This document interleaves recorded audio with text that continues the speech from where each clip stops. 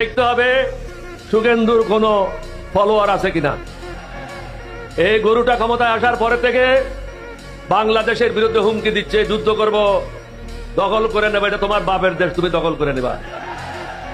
আর আমরা যদি বলি আমরা আসাম, ত্রিপুরা, মেঘালয়, সেভেন সিস্টার সব দখল করে নেব, তখন কি বলবা? আমরা তো সেটা বলছি না। আমরা বলি যে আমাদের ঘরে আমাদেরকে শান্তিতে থাকতে দাও, তুমি তোমার ঘরে শান্তিতে থাকো, তোমার ব্যাপারে আমরা কোনো হস্তক্ষেপ করবো না, এটা তোমাদের আভ্যন্তরীণ ব্যাপার। কিন্তু এখন ভালো লোক, ভদ্রলোক ভারতে ক্ষমতায় নাই, মানুষকে, মুসলমানদেরকে নামাজ পড়তে দিচ্ছে না, মসজিদ ভেঙে দিচ্ছে, ঘর বাড়ি জ্বালিয়ে দিচ্ছে।